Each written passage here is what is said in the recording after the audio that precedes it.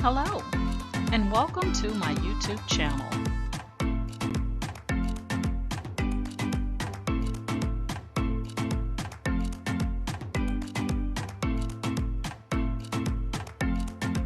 Please ensure to like, share, and subscribe. And also click the bell notification in the top right-hand corner to be made aware anytime I upload tutorials or videos to YouTube. All right, let's craft together.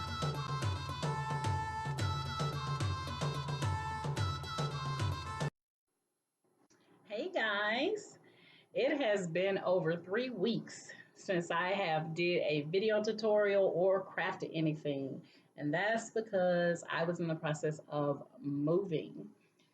And if you have moved anytime lately or period, you all know it can be a task in itself, a journey.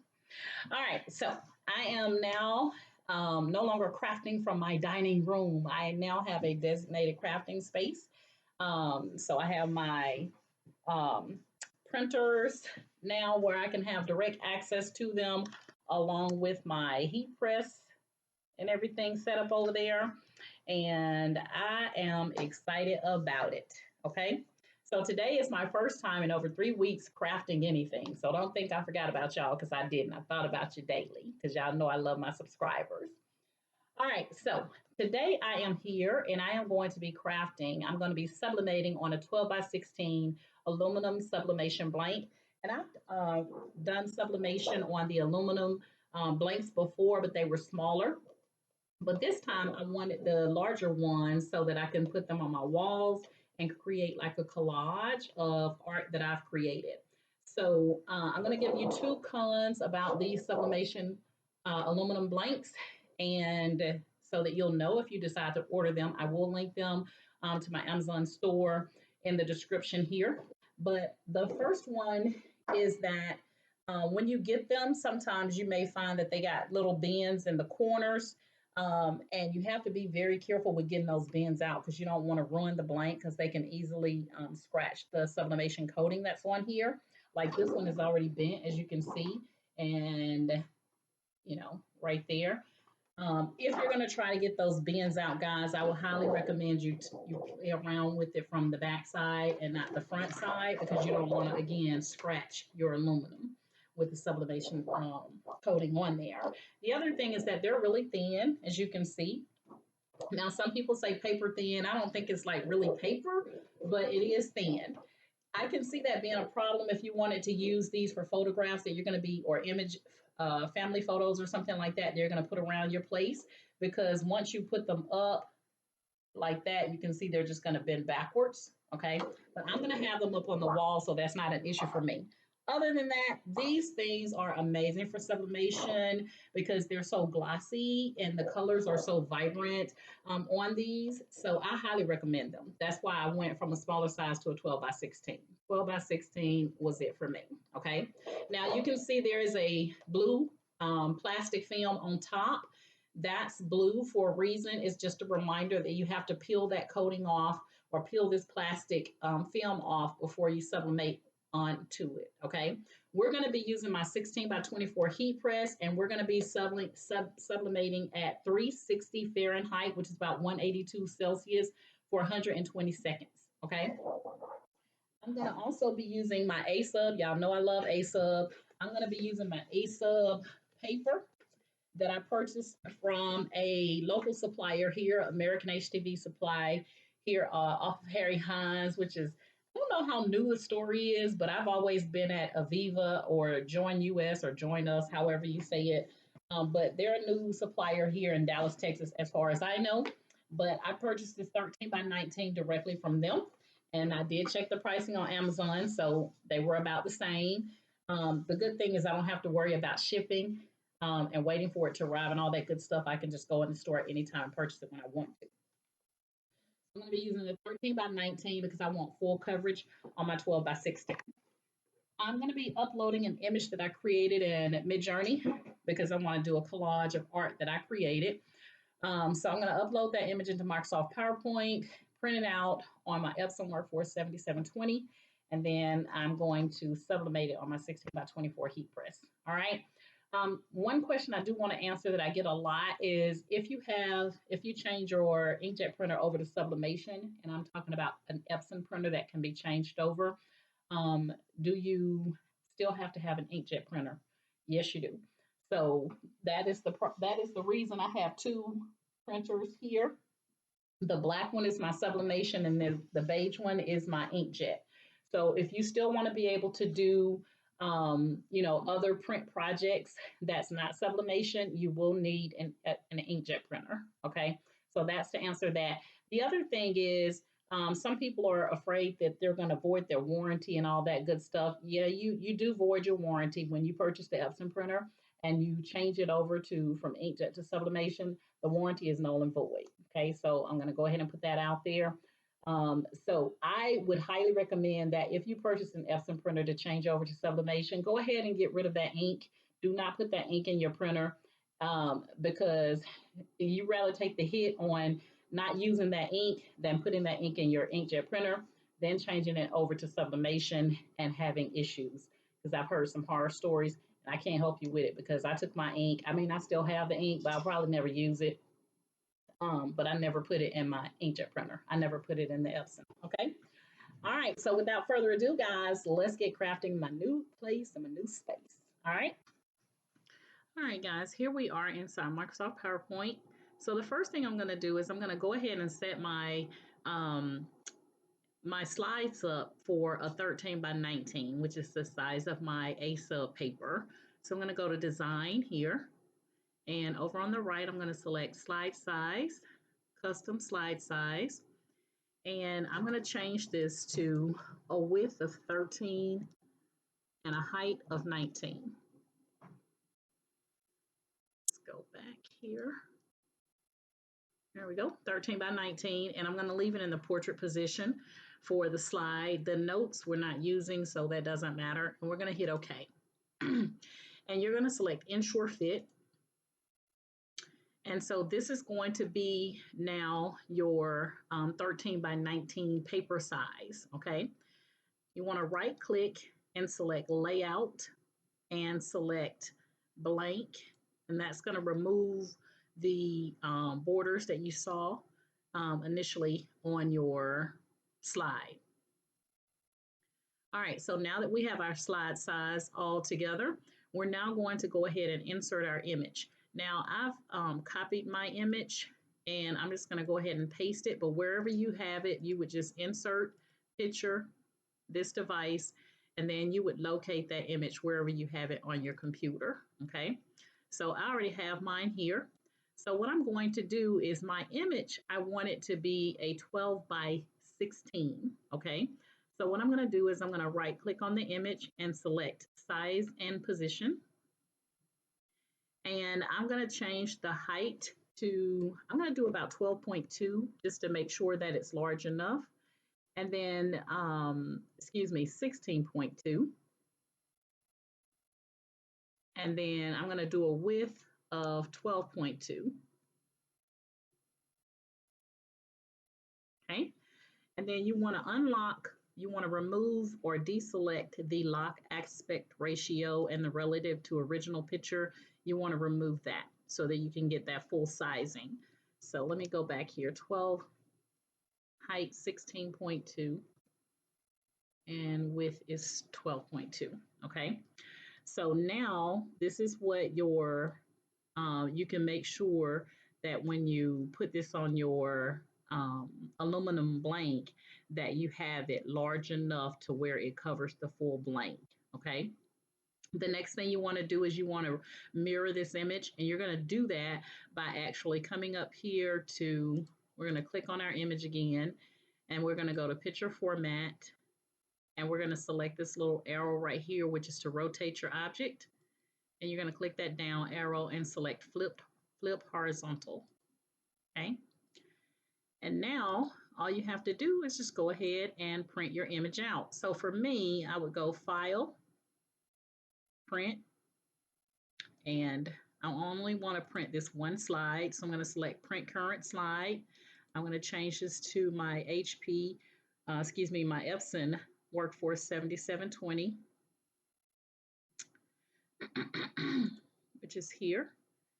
And on my printer properties, I'm going to change this to, well, it's on paper cassette 1, but I'm going to do a user defined so that I can put in my own slide size. So I'm going to do 13 by 19.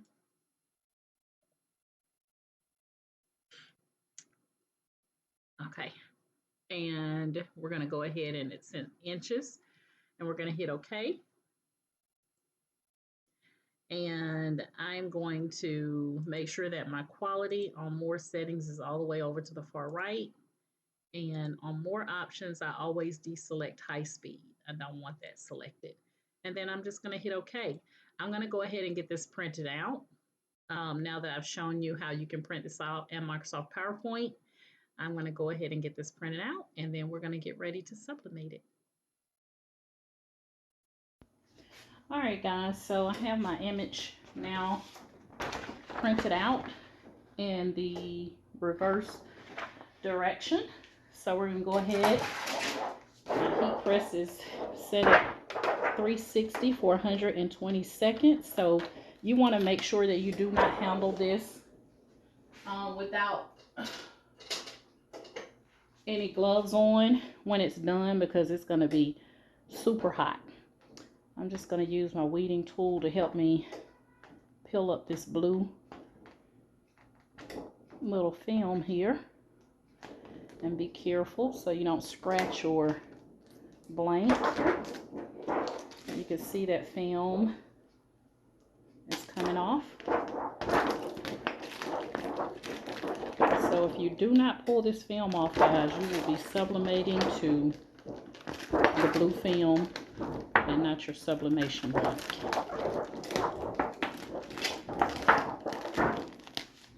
I'm going to be using a piece of parchment paper on top after I get all my sublimation stuff going. So I'm going to get this off and come right back. Alright guys, I got that blue film off. Now what I'm going to do is I'm going to take and I'm going to lay this face down and make sure that it is completely covered. And then I'm going to use my heat tape to hold it in place. So when I flip it over, it's all good.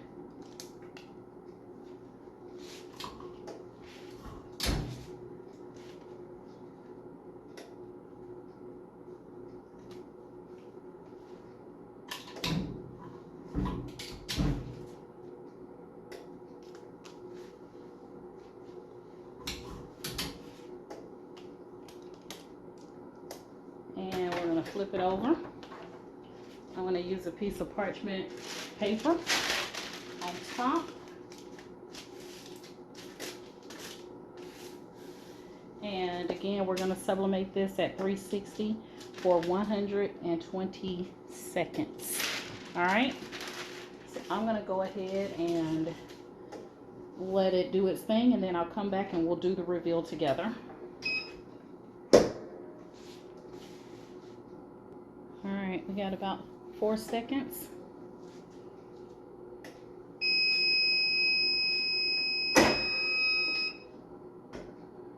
All right. Now this is going to be super hot, guys. So again, I do not recommend you touching this without some type of gloves on. So in my move, I have misplaced one of my gloves, but I still have like 3 boxes to unpack. So I'm sure it's in one of them. I'm just going to take a look here and see what it looked like. And this is the end where it was bent, so I knew that was going to be a problem. Yeah, those bends don't help anything. So I'm going to crank this up a little bit and see if I can get it to cover up those areas that had the bends in it. So I'm going to let it go just a little bit longer.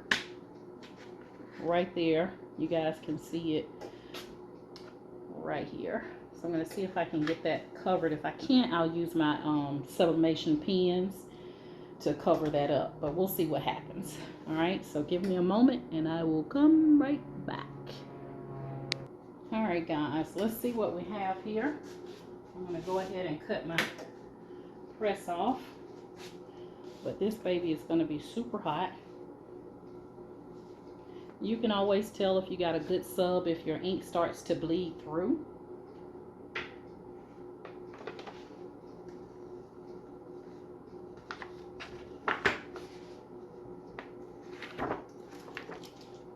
Oh, it's so pretty.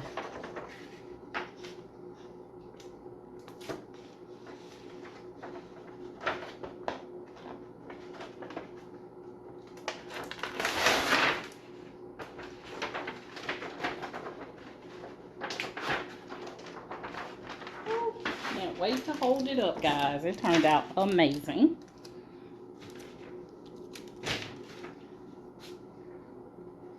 Gotta find my other glove. It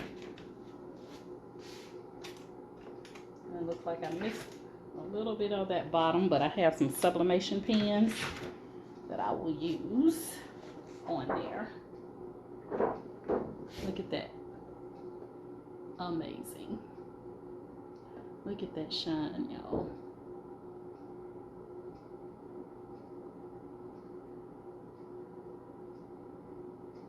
I love it. All right, so that is it, guys. Like I said, I would highly recommend that if you're going to purchase these, that you're not going to be using them to, like, you know, just hang by themselves, but to actually hang on the wall. If you're going to hang them on the wall, this will be perfect for that. I'm trying to get it where you can see the full thing. There we go. This will be perfect for that. So we sublimated at 360 for more than 120 seconds because I tried to go back in and cover up that little area, and it did get it a little bit, not as good as I would want it, but down here on the end I'll use my sublimation pens.